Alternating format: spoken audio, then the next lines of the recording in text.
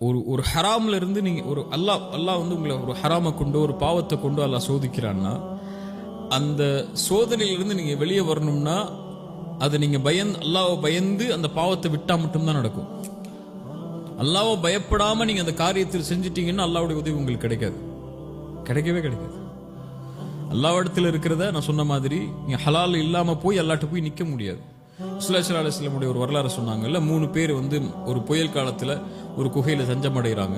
3 பேரும் அல்லாஹ்விடத்துல ஏதாவது நம்ம செஞ்ச நன்மையை கொண்டு கேட்போம், அல்லாஹ் காப்பாற்றுவான் நம்மள சொல்றாங்க. ஒவ்வொருத்தரும் ஒவ்வொன்று சொல்றாங்க. 2 பேரும்.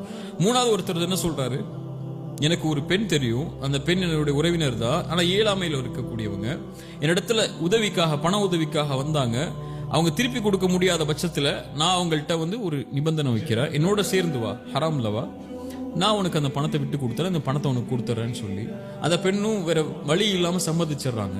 அந்த பெண்ணோட எல்லா சேர்க்கையும் ஈடுபட்டு அந்த பெண்ணுடைய நெருக்கமா போகக்கூடிய சேரக்கூடிய நிலைமை வரும்போது அந்த பெண் என்ன பார்த்து சொன்னாங்க, அல்லாஹ் பயந்து கொள், அல்லாஹ் வஞ்சி கொள் சொல்லி. அல்லாஹ் அக்பர். யா அல்லாஹ், அந்த நேரத்தில் என்னாச்சுன்னு தெரியல, உன்னை பயந்துட்ட, வெளியே வந்துட்டேன், ஹராம செய்யலன்னா யாரும் இல்லைங்க, ஆனா உன் பயம் எனக்கு வந்துருச்சு அப்படின்னு சொன்ன உடனே அந்த குகை கொஞ்சம் விலகுச்சு.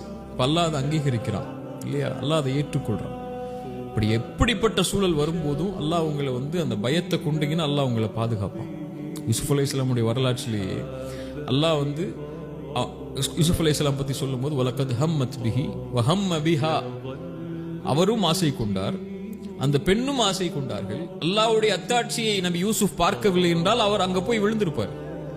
அல்லாஹ் சொல்றா, கதாலிக லினஸ்ரிஃப அன்ஹு ஸூ வல் ஃபஹ்ஷா, அல்லாஹ் அப்படித்தான் மானக்கீடான காரியங்களிலிருந்தும் தடுக்கப்பட்ட காரியங்களிலிருந்தும் அல்லாஹ் அவன் விரும்பக்கூடிய அடியார்களை பாதுகாப்பான். இன்னஹு மின் இபாதினல் முஹ்லஸீன்.